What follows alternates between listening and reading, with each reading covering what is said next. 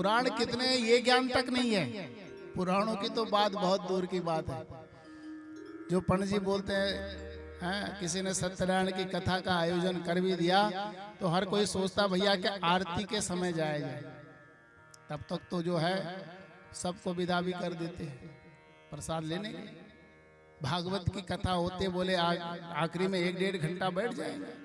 बहुत सारे लोगों की यह कथा आपके समझ में आएगी कैसे?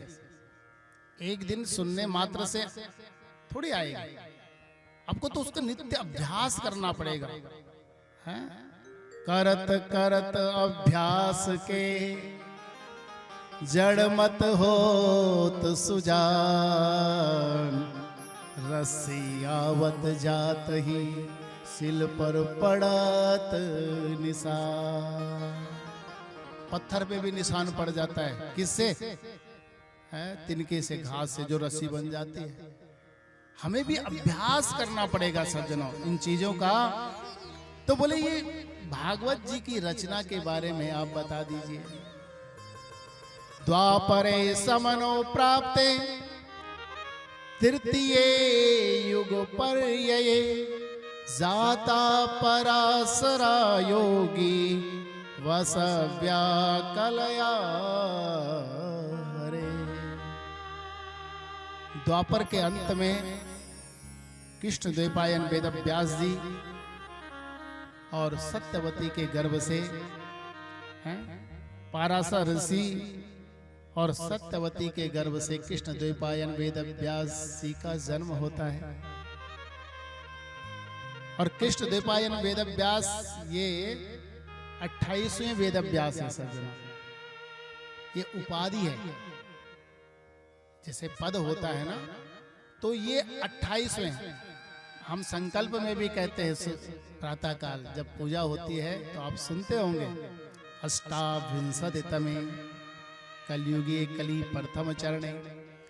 ये 28वें वेद व्यास जी हैं, जिनका नाम क्या है? कृष्ण द्वैपायन वेद व्यास, पाराशर ऋषि और सत्यवती के पुत्र। और इतने ज्ञानी, इतने शास्त्रों के जानने वाले, उन्होंने देखा कि कलयुग के जो कलुषित प्राणी हैं इनकी बुद्धि बहुत कम रहेगी, भाग्य भी बहुत मलिन रहेगा, इनके पास सब चीज के लिए समय रहेगा, लेकिन शास्त्रों का अध्ययन, भगवान की कथाओं के श्रवण के लिए इनके पास कोई समय नहीं रहेगा। क्या करा जाए इनके लिए?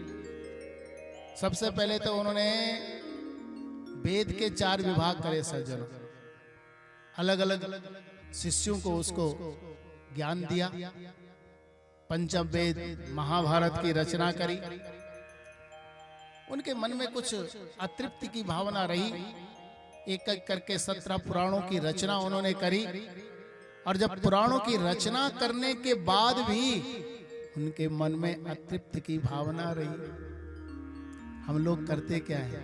हम लोगों के मन में असंतोष हो, हम लोगों को जिंदगी में दुख हो, हम लोगों के जिंदगी में कष्ट आ रहा हो, तो हम उसको दोषी किसको मानते हैं? दूसरे को मानते हैं। हम बोलते हैं भैया इसके द्वारा मुझे कष्ट मिला, इसके द्वारा मुझे दुख मिला, इसके द्वारा मुझे बड़ा ही।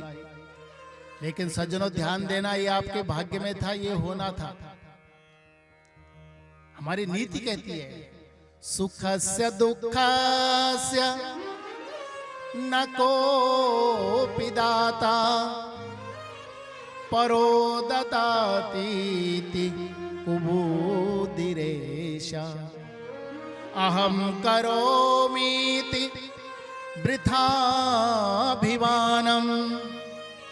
स्वकर्म श्रुतस्य ग्रथितो हि लोक। सुख दुख को देने वाला कोई नहीं।